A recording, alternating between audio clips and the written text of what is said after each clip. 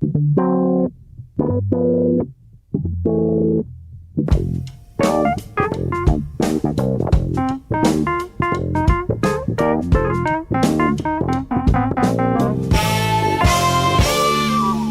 muito bem-vindos a mais um Pop-Up, o vosso circo pop favorito na telefonia portuguesa, que todas as semanas reúne estes três trapezistas da cultura popular: Maria Ramos Silva, Bruno Vera Amaral e Pedro Buxeri Mendes. Esta semana vamos ao streaming para recuperar um tema clássico, vamos viajar até aos anos 80 e vamos caçar polícias. Está na Netflix o quarto filme da saga O Caça-Polícias, protagonizada por Eddie Murphy, cujo primeiro filme, curiosamente, faz 40 anos neste 2024.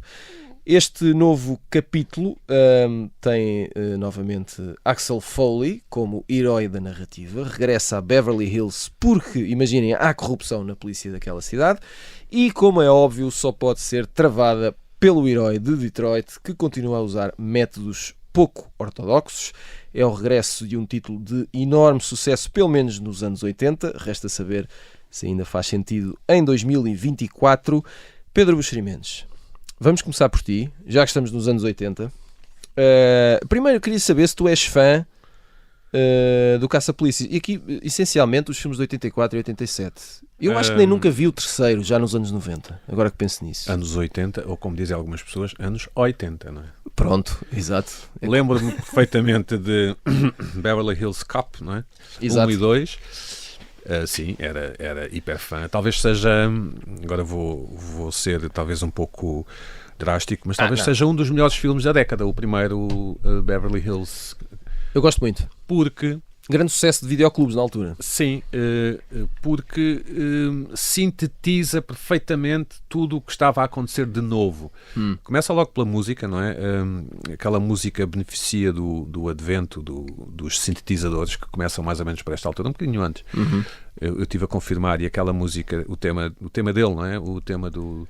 Sim, aquele tema de sintetizador. Já lá vamos daqui a pouco. Sim, foi mesmo feito... Que se intitula Axel F, acho. Isso, Axel F. É Theme, exatamente o nome do... Foi feito, entre outros sintetizadores, precisamente no Yamaha DX7, que mudou toda a música dos anos 80. Pronto. Então aquele... Toma, levam já aqui com esta informação. Para começo de conversa. O filme, quando eu digo que é um dos melhores dos anos 80, eu não sou crítico de cinema, portanto é ao meu gosto, é porque não tem nada de errado, não tem nenhuma peça fora do sítio. E é sobretudo o ritmo, o encadeamento das coisas a acontecer, a maneira como os personagens nos são apresentados, a maneira como a intriga nos é, porque é uma intriga básica, mas nos é apresentada, quem são os suspeitos, quem são os bons, quem são os maus, quem vão ser os personagens que vão ajudar o Axel a resolver o crime. E é um filme com uma duração decente, não é? Tem cerca de 1h30. Eu não sabia, mas parece que o Stallone era um candidato. Ou foi um candidato para protagonista? Isso. Não ia correr nada bem. Retirou-se, segundo uma má língua que eu apanhei algures, por causa de uma discussão sobre sumo de laranja. Não deve ser verdade, mas é bom, não é? Mas a história é tão boa que pode ser verdade. Não, e espero que nunca seja desmentida. O Eddie Murphy parece que ia fazer o Ghostbusters, mas gostou deste argumento e, enfim, e aceitou. Pronto, ainda bem. É do mesmo realizador de War Games, com o Matthew Broderick, de um ano antes. Também foi um filme que marcou a nossa... E que revia há pouco tempo. Aguenta-se. Qual, o War Games? Sim. Mas o Beverly Hills, o polícia, como é que é? Caça-polícias. Caça-polícias. Aguenta-se perfeitamente. Eu revi também há relativamente pouco tempo. Era, de facto, um dos filmes que eu mais... Enfim, adicionei os vossos adjetivos. Até ter visto ontem um bocadinho do novo. Epá, eu fiz fiz o mesmo erro. Rapidamente desliguei, não é? É miserável. Eu felizmente adormeci. Eu não vi tudo. Vi um quarto de hora. Mas vi 15 minutos. Mas aquilo que vi. Eu não vi um quarto de hora. Não vi um quarto de hora. Vi 15 minutos. É franco. E adormeci. É tudo colado com cuspo. Nada daquilo faz sentido. Bom, vamos avançar. Deixa-me só dizer que o filme talvez inaugure um género, não é? Que entretanto se perdeu, acho eu, que é o da comédia de ação, não é? Exatamente. E isto é um tempo em que a comédia romântica ainda não tinha sido propriamente inventada, não é? Sim, ou pelo menos não explorada como depois veio a ser uns anos depois. No final dos anos 80, princípios dos anos 90. Mas, portanto, era um filme de um género novo, não tínhamos ainda uma memória de vários filmes análogos, iguais, semelhantes, como depois teríamos ao longo da década. Mas que é muito, isso depende muito, ou está muito relacionado com o próprio Eddie Murphy. Certo. Porque tu estavas a falar nessa possibilidade de ter sido o Sylvester Stallone a fazer o filme e seria um descalabro completamente diferente. Portanto, não sei se seria um descalabro, mas sim, seria diferente. Essa dimensão do humor. Não, quando eu digo descalabro, seria descalabro para a imagem que nós hoje temos do filme, porque seria provavelmente um filme... não seria um filme Era outra coisa. de ação, cómico, Claro. comédia de ação. Seria um filme de ação. Um filme de ação. Sim. Exatamente. Bruno, eu tinha planeado perguntar-te se tinhas intenção de ver o filme. Ora, tu já começaste a ver o filme e rapidamente desististe E de não o vais ver. acabar. E, portanto, nem sequer Eddie Murphy... até porque, enfim, é Eddie Murphy, mas falta ali qualquer coisa, não é? Pois, parece aquela coisa um pouco requentada. Foi a sensação que me deu quando comecei a ver o filme. Uma coisa que eu me apercebi logo, uma das primeiras coisas que me lembrei foi...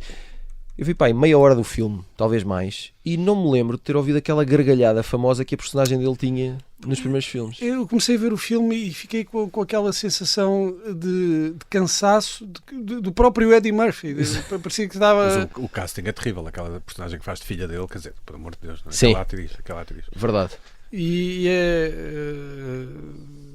pior quando nós comparamos, claro, com os dois primeiros. Eu também acho que já não me lembro se vi o terceiro. O segundo é com a Brigitte Nielsen. É, exatamente.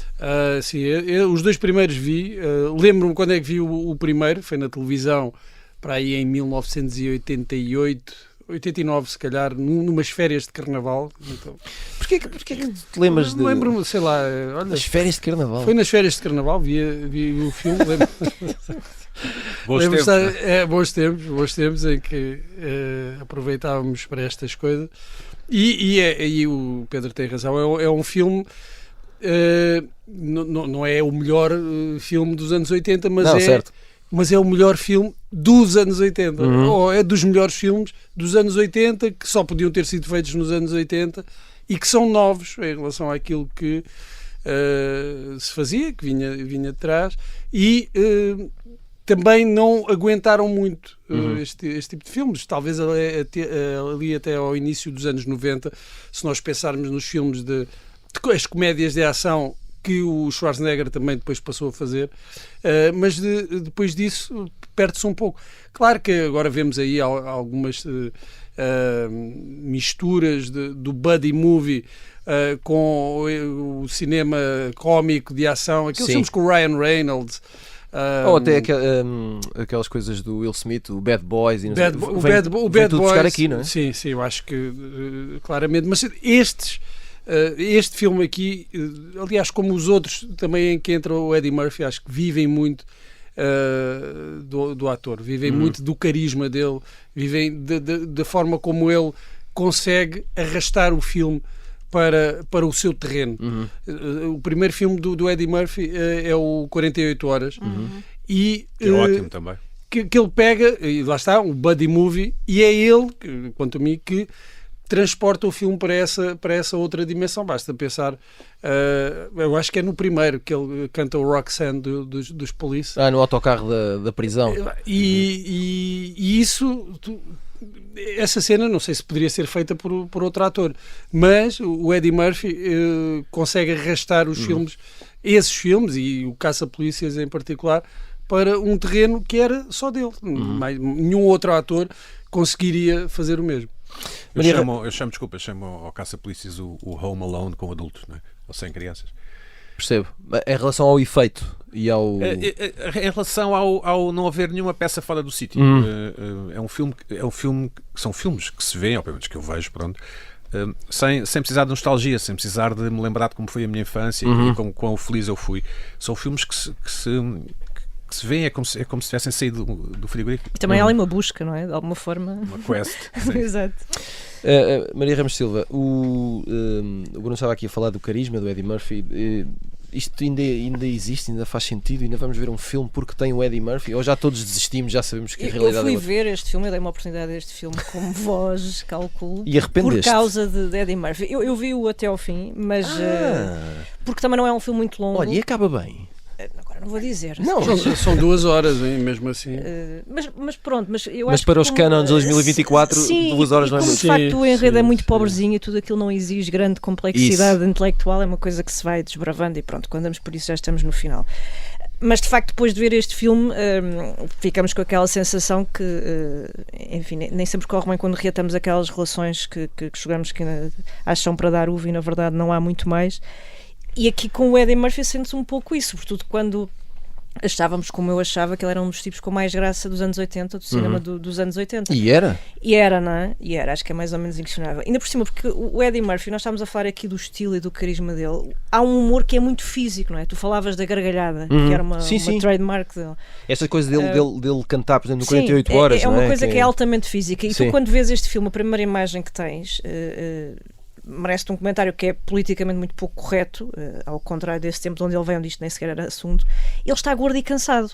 Não é? É um tipo que fisicamente nós já não olhamos para ele da mesma forma e portanto eu acredito que isso condicione totalmente a maneira como depois fazemos esta análise nostálgica, mas não conseguimos ser mais profunda. Empatizar mais com a situação. E depois é um tipo que também marca, se quiseres, como ator, eu acho que é um bocadinho indissociável nós imaginarmos que é, para além de ser um tipo com muita graça nos anos 80, também é um ator negro nos anos 80, perante elencos maioritariamente brancos. E que eu agora não tenho de cor, mas que seria provavelmente, se não fosse o mais bem pago, seria um dos. Provavelmente, ele acho que é um dos primeiros a fazer 1 milhão num filme, é assim uma coisa estrondosa à época. E isso, quer dizer, sociologicamente, antropologicamente, se quiseres, vai muito para além da ficção, ainda por cima, porque é alguém que te aparece a fazer de uma forma muito engraçada e muito autoirónica e sarcástica e saudacáustica a fazer de polícia, quase sempre nestes filmes. Portanto, acho que tem ali toda uma dimensão que vai muito para lá da qualidade da ficção, que nós hoje podemos estar aqui a discutir longamente. Agora, não sei se vou ver o 5, não sei se haverá, provavelmente já não vou, não darei essa oportunidade. Exato. A não ser que eu te obrigue. Parece que a gargalhada era dele, da pessoa. E que depois o Eddie Murphy, portanto ele, se cansou de que todas as pessoas que o abordavam imitavam a gargalhada. Exato. Não é? Como imaginou. Mas e ele acabou por mudar, a pessoa acabou por mudar de gargalhada. Mas olha, faz parte da minha infância, esta gargalhada. Não é do Muttley, daquela... Não, esta é mais. Ora bem, queria-vos pedir uma primeira escolha neste programa desta semana, e é: qual é o vosso filme favorito com Eddie Murphy e porquê? Pedro Buxeri Mendes, tu, claro, escolheste 2, 48 horas, já aqui disseste, e Os Ricos e os Pobres. Que é o Trading Places em com inglês, Dan Aykroyd. É a seguir ao Caça-Polícias, creio eu. Não é? Eu acho que sim. É anterior, não. Anterior. Vamos já tirar isso. Não, está garantido. É de 1983, o Caça-Polícias é do ano 48 horas ainda é antes, não é? É, de 82. Estou a ver tudo na internet. Sim. Está na internet. Está na internet, é verdade. Quer dizer, eu teria escolhido o Caça-Polícias, não sei se poderia ter escolhido, mas será o meu filme favorito com o Eddie Murphy. Mas gostei imenso, lembro perfeitamente esses filmes aparecem todos em catadupa, não é? O Trading Places, depois o Caça-Polícias, e depois o Príncipe de Nova Iorque, uma coisa assim. Ainda há um outro que eu agora não me lembro, o Menino de Ouro. Isso, que já não é tão bom. Não é péssimo. Exato. E bem, tens o Vira-Latas no Parlamento também. Isso já não. E o Pluto Nash, depois essas coisas já não vi, felizmente. Mas eu gostei imenso do Trading Places, é o típico filme também dos anos 80, típico. É um pouco esquisito pensar porque é que esses filmes já não são possíveis, não é? Que no filme são filmes com ótimos atores. A questão é se não são possíveis ou se há um achamento geral de que não são possíveis. O que interessa é que quem investe dinheiro nestas coisas acha que não são possíveis. Mas são filmes com grandes atores passados. Este é em Nova Iorque, acho eu, não é? O Trading Places. Acho que sim. Em que um rico e um pobre trocam de lugar só para ver como é que é. Filme incrível, é um ótimo filme, cómico, quer dizer, é sim senhor, ligeiro e leve como vinho branco na piscina ao fim da tarde. Como eu. Sim, mas excelente. Bruno Vera Amaral, tu que quiseste ser engraçado e escolheste o Caça-Fantasmas. O Caça-Fantasmas, não, mas foi só para chatear e para mostrar, porque o Eddie Murphy, eu nem fui confirmar, mas tinha a ideia de que ele tinha sido Sim, parece que há várias histórias à volta disso. Sim. É óbvio, não é? Que o Dan Aykroyd, que tinha feito com ele o Trading Places. E vinham todos do Saturday Night Live. Exatamente, quer dizer, aquele papel era... O John Belushi era suposto entrar no filme também, mas depois morreu. Exato. Aquele papel era para o Eddie Murphy e pronto. É Ernie Hudson, acho, o ator. Que faz de Winston no Ghostbusters. Vou já confirmar. Morreu há pouco tempo, não foi? Não, acho que está vivo. Acho que bem, não tenho a certeza do nome, depois confirmo. Estes filmes aqui, eu agora vou escolher o meu. É isso, Ernie Hudson. Tem 78 anos, faz 79. E está com muito bom aspecto. Por acaso está. Aparecem uns bons memes, bons braços. Aparecem uns memes dizer que tem um pacto com o diabo. Exato. Que não envelhece. Eu na outra semana tinha falado do Steve Martin, referi o Bowfinger, que é um dos bons filmes do Eddie Murphy, com o Eddie Murphy, nos anos 90. Não nos podemos esquecer do Shrek. A voz do burro, sim, é extraordinário. Às vezes passamos por cima disso, mas eu vou aqui para uma escolha. Podia escolher o Príncipe em Nova Iorque, mas vou aqui para uma escolha um pouco polémica, porque nem toda a gente gosta, é particular fã deste filme, mas eu gosto. Acho que é um momento em que o Eddie Murphy, para já, é um pouco um comeback dele depois de alguns fracassos. E foi um sucesso de bilheteira, e é um filme em que ele dá largas a este humor físico, esta capacidade também quase camaleónica que ele tem, que é o Professor Chanfrado, que é um remake de um filme do Jerry Lewis. E claro que tem ali um humor assim um bocado básico no sentido físico, assim, umas piadas de flatulência, sim. E tal, mas muito bem feito. Eu acho que é uma excelente comédia e que permite, de facto, ao Eddie Murphy, se calhar mais do que em qualquer outro filme, ele depois tentou repetir a fórmula no Norbit, acho que já não correu tão bem, permite-lhe dar vazão a toda essa capacidade física, de humor físico que ele tem. Vou escolher o Professor Chanfrado. Maria, tu escolheste o que eu escolheria, sem dúvida nenhuma. Mas também concordo aqui com as escolhas mas dos colegas. Mas sim, um Príncipe em Nova Iorque, porque o eterno Akima, não é? Teve um remake. Sim. Teve na Amazon, não foi remake, foi tipo sequela? Sequela, sim. E que por sinal também é desastroso. Pois, não é tão bom como... Não é tão bom, não, é péssimo. O Príncipe Akim, não é? Da Zamunda. Sim. E com o James Earl Jones. Sim. É o pai. É absolutamente genial. Lá está. Eu não sei se é algo que se fizesse hoje, não sei se alguém iria apostar. Acho que não. O desdobramento tem não sei quantas personagens. E tem aquele tipo que é o Eric LaSalle, que era um dos médicos do ER, que faz do Soul Glow. Soul Glow do cabelo. Sim. Deixa a mancha no sofá. Tem aqueles anúncios. É maravilhoso. Extraordinário.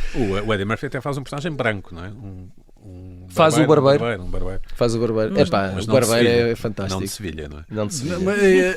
Deixa-me só dizer, em relação aqui a estes filmes do Eddie Murphy, muitas vezes partem, sobretudo estes primeiros, de uma premissa básica das comédias, que é o peixe fora d'água.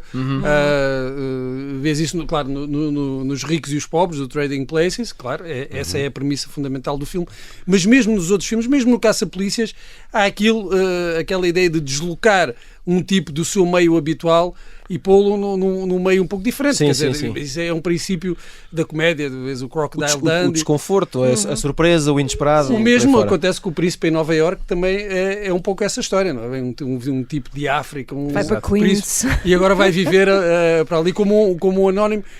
Mas eu acho que, apesar dessas premissas relativamente clássicas, o Eddie Murphy nesses filmes consegue transportar sempre os filmes para uma outra dimensão de comédia que vai além das boas premissas que os filmes têm. Muito bem, chegamos ao final da primeira parte do Pop-Up. Voltamos depois de um curto intervalo. Até já.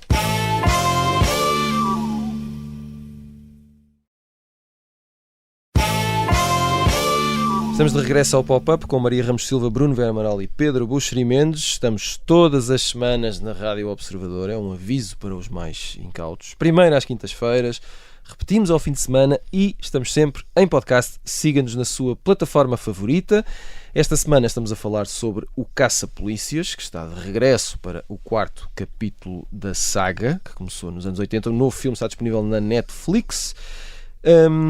Antes de continuarmos aqui com este tema, Vamos às sugestões da semana, que ainda não passámos por lá. Pedro Buxeri Mendes, tu, para desenjoar, trazes um livro, Além da Memória. De um dos sólidos, fortes escritores irlandeses da atualidade. Consistentes. Sim, exato. Sim, mas é. Estamos a falar de jogadores da seleção, não é? Sebastian Barry, várias vezes nomeado para o Booker, acho que 5 vezes. Olha, nunca ganhou, mas ganhou o Costa Award. É verdade. E agora tem aqui tem um livro publicado em Portugal com o título em português Além da Memória, e é um livro, não é muito longo. Eu acho que isso às vezes é uma coisa boa e de fazer notar, porque são as memórias de quer dizer, começa com um polícia reformado que vive lá num sítio remoto, por onde foi depois de se reformar a polícia, e aparentemente é um policial, portanto aparentemente vamos seguir um policial, mas não é isso bem. Ou seja, é um livro sobre memória e sobre a forma como nós construímos o nosso passado através da memória, em cima do trauma, do sofrimento. Mas onde eu noto mais o talento do escritor, e fiquei espantado positivamente, fiquei mesmo surpreendido positivamente, é que ele consegue, apesar dos traumas horríveis pelo qual passaram alguns personagens, e que quem ler vai perceber o que é, relacionados com o passado dos católicos na Irlanda, e enfim, as vítimas, as crianças que foram vítimas dessas pessoas, é a felicidade que corre sempre o livro. Ou seja, no fundo, uma mensagem, eu suponho que o autor concorde comigo, de que a vida vale sempre a pena, e que em cima dessas memórias traumáticas e dessa coisa, tudo mal que nos pode acontecer, há muita felicidade experimentada. E pronto, e é um livro que nós não sabemos bem se o narrador está a recordar, ou se está a inventar, e muito bem escrito. Além da Memória, de Sebastian Barry. Por falar em vida que vale sempre a pena viver, Bruno Vieira Amaral, tu queres falar-nos de Céline Dion? É o documentário que está na Amazon Prime, e que não é tanto sobre a vida e a carreira da Céline Dion, é sobre o momento que ela está a atravessar. Sofre de uma doença rara, que é síndrome da pessoa rígida, e o documentário parece menos esse balanço da carreira de uma das artistas que mais vendeu, de maior sucesso. Que aparece nos anos 80. Que aparece nos anos 80, que vence o Eurofestival em 1988, representando a Suíça, curiosamente. Cantando em francês, não é? Em francês, Ne partez pas sans moi. Uma das grandes canções. Le Ballon. Uma das grandes canções. E é pena, eu agora estou aqui na dúvida, porque eu pedi ali uns 5 minutos do documentário e não sei se falam ou não dessa vitória. 5 minutos não sei, fundamentais. Como não vi isso. Não podes pôr as mãos no fogo. Não sei se não falaram, mas de qualquer das formas não falaram tanto quanto merecia. Não destacaram tanto esse feito. Para os americanos isso não diz nada. Mas parece menos esse balanço de carreira, uma carreira que é de facto impressionante, do que quase uma mensagem para os fãs, a explicar o que é que ela está a viver, porque é que cancelou uma série de concertos que tinha já agendado, porque também, e isto foi a percepção com que eu fiquei, parece-me que houve ali algumas dúvidas sobre o que é que ela estaria a viver, se aquilo não seria uma desculpa da doença para se furtar essas obrigações contratuais. E, claro, eu cheguei a esta conclusão porque o documentário tem imagens muito fortes dos momentos em que ela tem crises desta doença. Nesse sentido é muito explícito. É muito, muito explícito. Aquilo é mesmo violento, e a única razão que eu encontro para que estas imagens façam parte do para esclarecer exatamente, qualquer equívoco. Para não deixar dúvidas. Eu gostava que se explicasse, que o documentário explicasse um pouco melhor como é que se desenvolveu a carreira dela, como é que ela se transformou, passou dessa figura que até era conhecida na Europa por causa dessa vitória, numa das artistas mais bem-sucedidas num mercado muito competitivo como é o mercado musical norte-americano, uma das divas dos anos 90, e acho que o documentário falha um pouco nesse aspecto, porque me parece concentrado nesta questão da doença e quase que dar uma explicação aos fãs da cantora, mas de qualquer das formas recomendo, está na Amazon. E Maria Ramos Silva, tu queres trazer aqui uma sugestão algo completamente diferente, que eu também acho fascinante, que é quando a televisão é bem feita. Vemos tudo, não é? Na verdade, sim. Não, mas isto tem ótimas histórias. É uma série documental da Netflix que se chama American Sweethearts. Sim, é a história do grupo de cheerleaders dos Dallas Cowboys. Espetacular. Comecei a ver, espetacular. Muito bem feito. A equipa de futebol americano. E é um gosto mais do Cheer. Não sei se... Não sei. É que este aqui tu vês as mães, não sei o quê. Mas este aqui... desculpa, força. Não, só para esta nota. Este aqui, a dada altura, parece-me estar um pouco... É um documentário, mas está ali um bocadinho perto da lógica... Né? E da lógica do reality show. Sim, é verdade, faz lembrar isso. É muito... Enquanto que o Cheer era mais sobre aquele processo todo. Sim, nós estamos muito envolvidos depois às tantas naquele processo. Mas é de facto curioso, porque há pouco falávamos disso, não é? À margem do programa, é quase uma espécie de pináculo do redneckismo que nós pensamos que já não existe. Sim. É uma espécie de, sei lá, reserva natural de um tempo e de um espaço e de uma era. E na verdade tudo isto é 2024 e há um conjunto bastante vasto, centenas de miúdas que todos os anos aspiram a fazer parte. Quando falamos de miúdas, estamos a falar de miúdas que são médicas. Sim, atenção. Sim, não são umas tontinhas. Não é que têm carreiras, e não são que têm crianças. trabalhos que afinal não ganham assim tanto, que têm que praticar quase como atletas de alta competição para cobiçar este lugar, que têm que devolver o seu fatinho no final de uma temporada para voltar a disputá-lo no ano a seguir. Portanto, eu acho que nem é preciso ver os 7 episódios para perceber que é mais difícil entrar para este grupo do que chegar a presidente dos Estados Unidos, o que é uma coisa absolutamente extraordinária, porque nós ficamos um pouco com essa ideia. Mas enfim, é muito interessante, como o Bruno dizia, não é só um grupo de miúdas giras, magras, ali aos saltos, acho que vai muito para além disso, mostra, como tu dizias também, o envolvimento das famílias, a dedicação, a aspiração, quer dizer, é uma espiral absolutamente estratosférica e que me parece que está transformado num bom documento ali de entretenimento, porque elas também têm esse componente interessante, não é? Elas, nos anos 60, as grandes mentes destas equipas perceberam que se calhar fazia algum sentido incluir aqui uma nota de entretenimento e, portanto, é um filão desgraçado. Mais tempo para vender bebidas, não é? Também.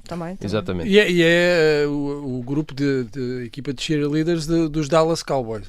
Sim, que daquilo que me dá a entender será provavelmente o mais popular da NFL, não é? O que ganham mais. Ou com mais historial. Enfim, seguimos em frente, seguimos anos 80, caça-polícias. Pedro Buxeri Mendes, há bocado falávamos do cruzamento, acho que era o Bruno que falava do cruzamento comédia e ação. Não, foi o Pedro que falou primeiro. Eu corroborei. Sim, senhor. E respeito é bonito. A questão é... Não é fácil, certamente, envelhecer neste género, digo eu. Há bons casos, bons exemplos de gente que soube envelhecer bem neste campeonato do... Se bem que eu já nem sei se este campeonato ainda existe. Nem sei se há uma resposta. O que é verdade, e corremos sempre o risco da generalização, não é? Mas o que é verdade é que o mundo naquela altura parecia ser muito mais simples. Sim. Não é? Parecia ser muito mais simples. Todos estes filmes, incluindo o Arma Mortífera, tenho aqui algumas notas, os vários Arma Mortífera com o Mel Gibson, o Crocodile Dundee, de certa forma o Regresso ao Futuro, a Esmeralda Perdida com o Michael Douglas, a Academia da Polícia. Pronto, esses filmes eram os filmes chamados filmes de clube de vídeo, não é? Há toda uma... Tartarugas Ninja ainda é dos anos 80. 90. 91. Nós tínhamos na televisão o Justiceiro, não é? Sim. E também o MacGyver.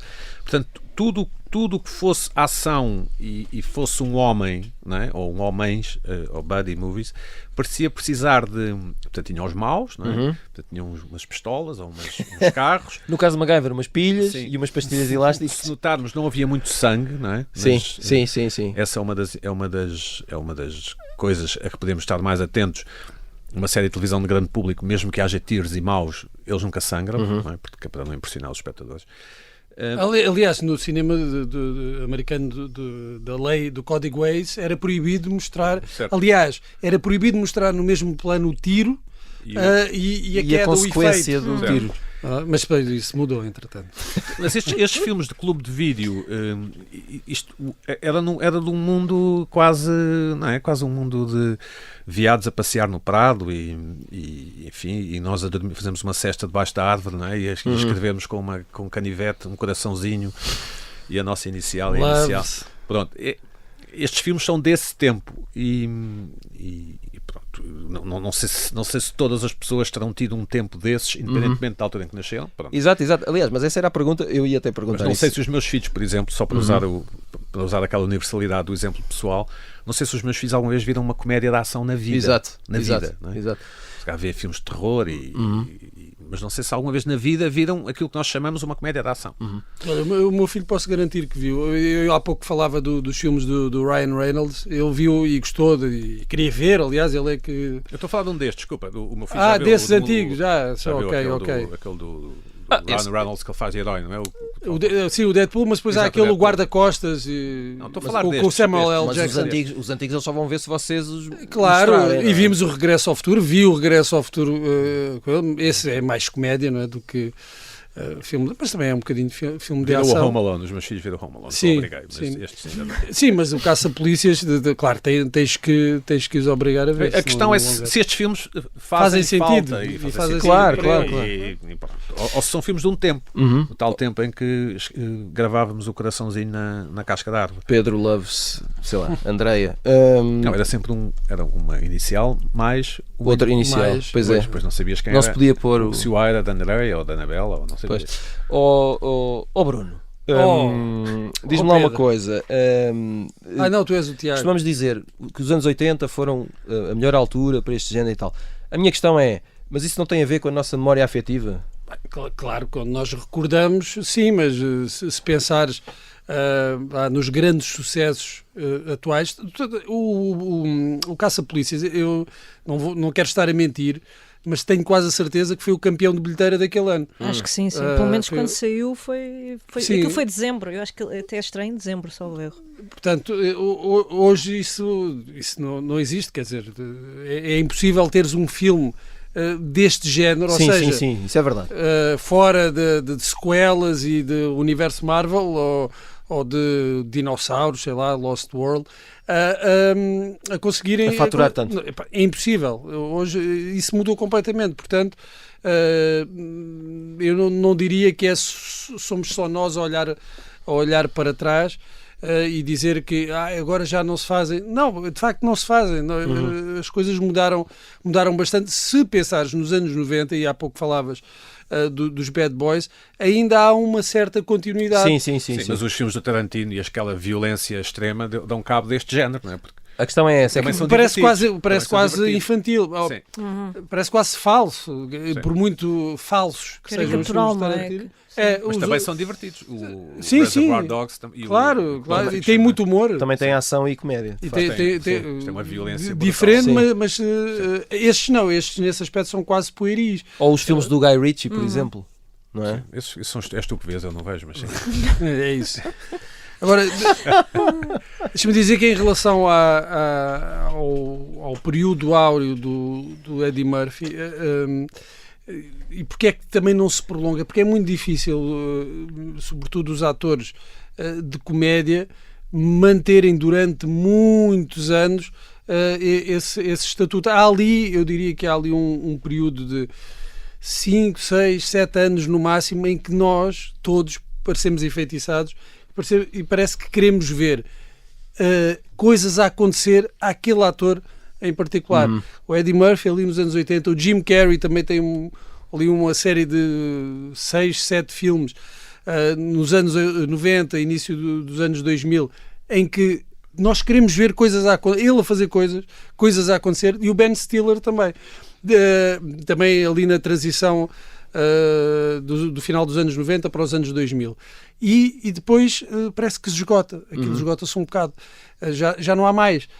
Mas há um momento em que parece que toda a gente quer ver coisas a acontecer àqueles atores em particular. E isso funciona muito na comédia, sobretudo na comédia, porque eu creio que a comédia tem um prazo de validade mais curto. ou seja, um ator, um cómico tem muito menos tempo para... É alta competição. Aquilo é um pouco como os atletas, os velocistas, os sprinters, aquilo perdes aquela velocidade e já está. E repara, o humor também saiu muito do cinema para o palco, não é? Nós hoje veneramos o quê? São os artistas de stand-up, ou seja, há ali também uma... Sim. Há outras... Um trocamento, não é? Entre aquilo, o formato em que nós consumimos os grandes atores de comédia como o Eddie Murphy. Se calhar nós hoje iríamos ver um espetáculo de stand-up do Eddie Murphy, não sei. O Eddie Murphy que faz stand-up. Exato. Não sei se conseguimos encontrar, não sei se é na Netflix, se é na HBO, alguns dos espetáculos de stand-up que ele fez, inspirado também no Richard Pryor, e que encontras muito ali do que, por exemplo, faz o Dave Chappelle. Dave Chappelle, que eu no outro dia estava a rever o Professor Chanfrado, e tem um papel no Professor Chanfrado como um artista, um cómico, um comediante de stand-up. E onde é que ele foi fazer sucesso? O Dave Chappelle no cinema nunca estourou. E foi depois numa série televisiva e depois com os espetáculos de stand-up. Isso tens toda a razão. Vamos passar agora a um pequeno momento musical.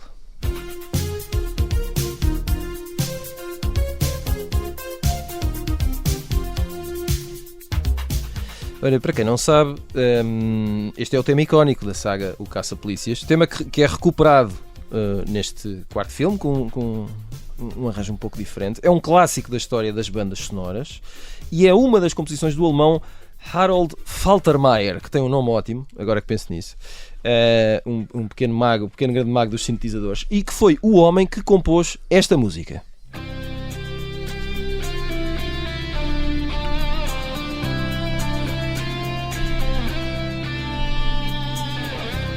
Esta música aqui é de que filme? Top Gun, não é? Top Gun. É do Top Gun. Chama-se Top Gun Anthem. O senhor que está a tocar a guitarra chama-se Steve Stevens, que ficou conhecido por ser o guitarrista do Billy Idol. A quantidade, a quantidade de trivia que para aqui vai é extraordinária. Eu conheço um Fernando Fernandes. Exato. Ora, e tudo isto porque eu quis pedir-vos músicas que vocês apreciem bastante de filmes. Estes filmes são...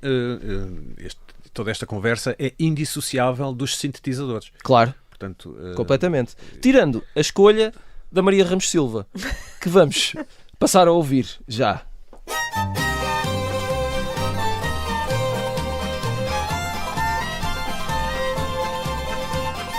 Ora, o que estamos a ouvir são os ZZ Top.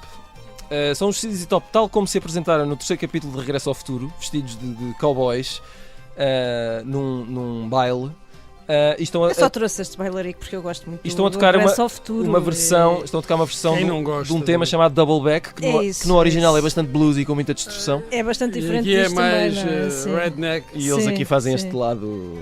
E pronto, e traz esta canção, porque gostas muito icónico, porque gosto desta saga e é uma daquelas sagas que eu penso que não volto. Desculpa, Maria, fico sempre com vontade de andar à luta num destes bares e partir garrafas na cabeça. Eu acho mas se isso acontecer, por favor, convida-nos para nós. Nunca lhes acontece nada, já repararam. Eu acho que faz muito bem. Vamos ouvir, estamos a ficar sem tempo, portanto vamos avançar, vamos ouvir a escolha do Pedro Buxeri Mendes.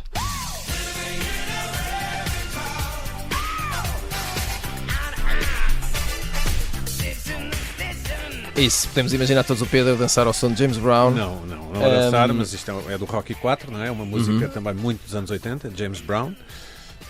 Pronto, é Living in America. Pronto, e é isso. E eu já vos confessei aqui, em off, que para mim esta música é o prelúdio da morte do Apollo Creed. Quando ouço esta música... Começas a chorar. Não, já sei, Apollo Creed vai morrer. Exato. E vamos acabar com a escolha, com a escolha do Bruno Vieira Amaral. I just call to say I love you. Ora, Stevie Wonder, se não me engano, é a Mulher de Vermelho. A Mulher de Vermelho. É capaz de ser a pior canção do Stevie Wonder. Talvez seja. Talvez seja, e talvez seja a de maior sucesso. E é completamente, tal como o filme, anos 80. É um filme, o filme não sobreviveu aos anos 80. A canção, pronto, pode sobreviver, mas mal, em mau estado. Se eu soubesse que era para falarmos de sintetizadores mais de sintetizadores, tinha trazido o Giorgio Moroder, claro. que compôs grandes bandas sonoras dos anos... Story, né? E o Never Ending Story era precisamente a canção que eu estava a pensar, cantada pelo Limal, mas composta pelo o mago dos sintetizadores da Europop, que é o Giorgio Moroder. Sabes o que é? Desculpa, só para dizer, nós, depois disto tudo, e o Pedro falava dos veados e bem dos corações na árvore, e de facto o que nós sentimos é que o entretenimento como nós o conhecíamos já não existe, porque já não te permites a puro escapismo, não é? Estás só a ver uma coisa porque é divertido, porque gostas, porque abanas a cabeça, porque te recordas da música, e de facto é...